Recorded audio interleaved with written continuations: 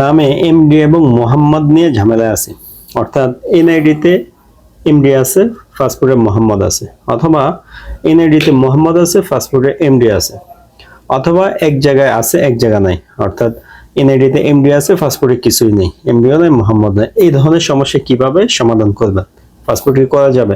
আজকের ভিডিওতে আবারও একদম ক্লিয়ারলি বলতে চাই, এই বিষয়ে কিন্তু প্রবাসী সেবা কেন্দ্রে কয়েকদিন আগে যে এই হইল সংবাদ সম্মেলন হয়েছে, সেখানে কিন্তু ওনারা ক্লিয়ার বলে দিয়েছে, এবং কি আমরা দীর্ঘদিন থেকে বলতেছি, এবং কি আমি এর আগে একদম প্রমাণ সহ দেখাইছি যে পাসপোর্ট অধিদপ্তরের বড় কর্মকর্তার ভয়েস কথা শোনায় আপনাকে বলছি যে আসলে এটা কেমনি কি করবেন। এমডি আর মোহাম্মদ এটা কোনো সমস্যা না, এটা অনেক আগে সমাধান হয়ে গেছে।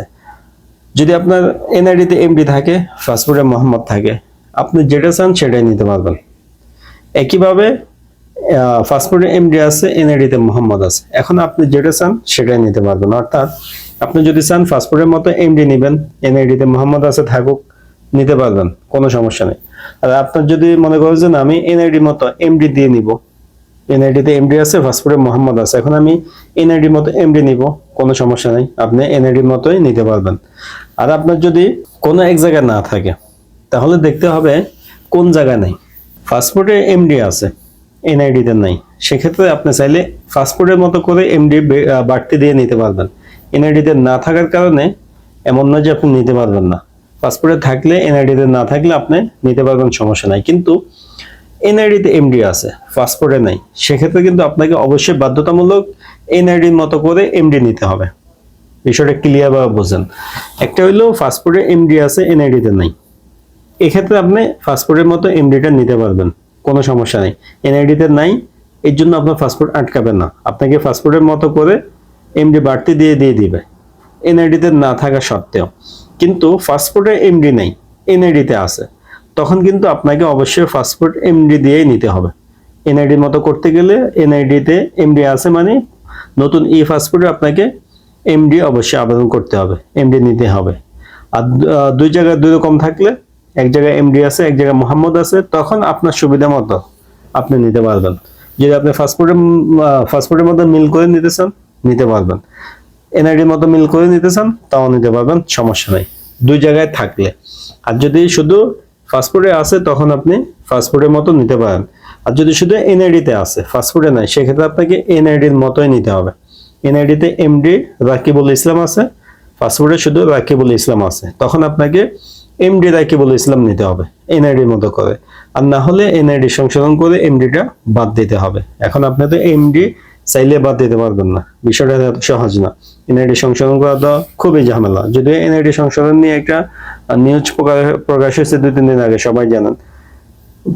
বলা যত সহজ, করা এত সহজ না। এই কারণে বিষয়টা আপনি বুঝে সিদ্ধান্ত নেবেন কখন আপনাকে কি করতে হবে। এমডি মোহাম্মদ দুই জায়গায় আছে, তখন আপনার সুবিধা মতো আপনি নেন। শুধু পাসপোর্টে আছে, এনআইডিতে নাই, তাহলে পাসপোর্টের মতো এমডি আপনি নিতে পারবেন। কিন্তু পাসপোর্টে নাই, এনআইডিতে আছে, তাহলে আপনাকে এনআইডির মতোই নিতে হবে। এখন প্রশ্ন যেটা আসে, যদি এমডি মোহাম্মদ না থাকার পরে নেই, সমস্যা হবে কি? অথবা ছিল এখন বাদ যাবে, তাহলে কি সমস্যা হবে?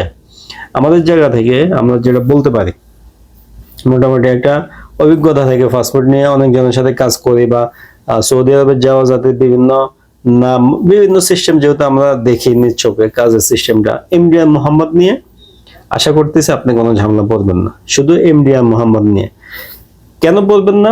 এটা প্র্যাকটিক্যালি আরবদের মধ্যে একটা পড়ে গেছে, আসলে বাংলাদেশিদের নামে মোহাম্মদ থাকবে কমন, এটা ওনার নাম না, এটা সবাই জানে। মোহাম্মদটা থাকবে, এটা সবাই একটা প্রচলন হয়ে গেছে। আমার জায়গা থেকে আমি মোটামুটি অনেক আরবের সাথে কথা বলে যেটা বুঝলাম, আমার নাম কি, নাম এটা। সে আমাদের জিজ্ঞেস করে মোহাম্মদ নাই, আমি হ্যাঁ মোহাম্মদ আছে, মোহাম্মদ কিন্তু আমার নাম না, মোহাম্মদ তারেক, এরকমই। তো এমডি আর মোহাম্মদ নিয়ে এই কারণে আমরা ঝামেলা পড়ি না। আর আরেকটা জিনিস হলো, সৌদিতে যে কোনো কিছু করতে গেলে আপনার ইকামাতের যে আরবি নামটা আছে, এটাই ওনারা ফলো করবে। আপনার নাম যদি লিখতে একটু মিস্টেক হয়, আরবি নামটা কিন্তু মিস্টেক হবে না। আজকে এক ভাই মেসেজ করছে, ওনার নাম ইমরান হোসেন, এই পাসপোর্ট করছে ইমরান হোসেনই আছে, কিন্তু ওই হোসেন লিখতে গিয়ে একটা এজ কম হয়ে গেছে। এখন উনি ভয় পাইতেছে সমস্যা হবে কিনা, এটা তো ওনার এর সাথে মিল আছে। তো ওনাদের সাথে কথা বললাম, একটা পরামর্শ করলাম যে আসলে ভাই এটার জন্য আপনার কোনো সমস্যা নেই, এই ধরনের যারাই আছেন আসলে কারোই কোনো সমস্যা নেই। ইমরান হোসেন নাম কিন্তু ঠিকই আছে, লিখতে স্পেলিংটা একটু এদিক সেদিক হয়েছে, আর কিছুই না। তো ইংলিশের ক্ষেত্রে, আরবের ক্ষেত্রে ইমরান হোসেন একদম 100 আগের মতোই থাকবে। একটা এজ বাদ গেছে, বেশি আসছে, এটার জন্য কোনো সমস্যা হবে না। আর ওনারা যে কোনো ক্ষেত্রেই আপনার দেখে হচ্ছে আরবের নামটা। আমরা আরব কান্ট্রির কথাই বলতেছি, আরব কান্ট্রির বাইরে অন্য নিয়ম থাকতে পারে, যেহেতু সৌদি আরব বা ইমারাত এসব বিষয় নিয়ে আমরা মোটামুটি কাজ করি, বুঝতেছি।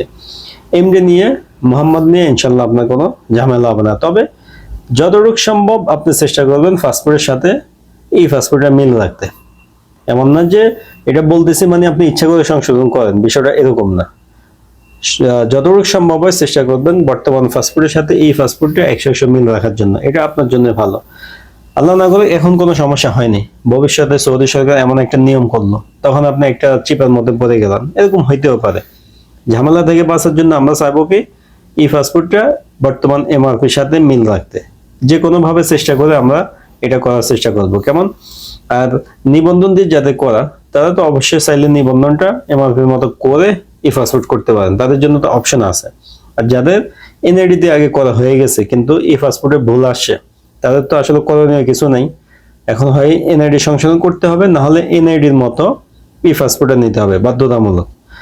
নিবন্ধন দিয়ে যাদের করে তাদের দুইটা অপশন থাকে, আর যাদের এনআইডি দিয়ে করে তাদের শুধু একটাই অপশন, তারা এনআইডি দিয়ে নিতে হবে। কিন্তু পার্থক্যগুলো আপনারা খেয়াল করবেন, কতটুকু পার্থক্য, কতটুকু সংশোধন হইলে আমি ঝামেলা পড়বো না, পড়ার সম্ভাবনা কম, তখনই আমি এটা সংশোধন করার আবেদন করতে পারি। যদি আমি দেখি আমার নাম পরিবর্তন হয়ে গেছে, মা বাবার নাম পরিবর্তন হয়ে গেছে, বয়সের সাল পরিবর্তন হয়ে গেছে, তখন আমরা চেষ্টা করব যেভাবে হোক চেষ্টা করে সম্ভব হয় এমআরপির মতো করে এই পাসপোর্টটা নিতে। সেক্ষেত্রে আমরা ভবিষ্যতে আর কোনো ঝামেলা পড়বো না। কিন্তু এমডি আর মোহাম্মদের বিষয়টা আপনারা একদম ক্লিয়ারলি বুঝবেন, এই বিষয়ে আর কোনো প্রশ্ন করার প্রয়োজন আমি মনে করতেছি না। যাদের যেরকম আছে এমডি আর মোহাম্মদ এনআইডিতেও আছে, পাসপোর্টেও আছে, তখন আপনার মতো আপনি নিতে পারেন। তো আপনি চাইলে পাসপোর্টের মতো নিতে পারেন, এনআইডির মতো নিতে পারেন। আর যদি শুধু পাসপোর্টে থাকে এনআইডিতে না থাকে, সেক্ষেত্রে আপনি পাসপোর্টের মতো নিতে পারবেন, সমস্যা হবে না। কিন্তু যদি এনআইডি থাকে পাসপোর্টে না থাকে, সেক্ষেত্রে আপনাকে বাধ্যতামূলক এনআইডির মতোই নিতে হবে। এনআইডিতে এমডি বা মোহাম্মদ বাড়তি থাকলে এই পাসপোর্টে এটা আপনাকে বাড়তি করে নিতে হবে। আসলে এভাবেই সার্কুলার প্রকাশ করা হয়েছে, নিয়মটা এভাবেই জারি করা হয়েছে। আশা করি আপনার এই বিষয়টা একদম ক্লিয়ার হয়েছেন। ভিডিওটা শেয়ার করবেন, আর এই বিষয়ে আশা করতেছি কেউ কোনো কমেন্ট করবেন না, কারণ কি এই বিষয়টা আপনার ক্লিয়ার জেনে গেছেন। তো জানা বিষয়ে কমেন্ট করা প্রয়োজন মনে করতেছি না। এর বাইরে যদি কারো কোনো প্রশ্ন থাকে কমেন্ট করবেন, ইনশাল্লাহ আপনাকে সঠিক পরামর্শ দেওয়ার চেষ্টা করব। ভিডিও শেয়ার করবেন, ভিডিও ভালো লাগলে লাইক দিবেন, আর আপডেট পাওয়ার জন্য চ্যানেলে সাবস্ক্রাইব করে রাখবেন। দেখা হবে নতুন ভিডিওতে।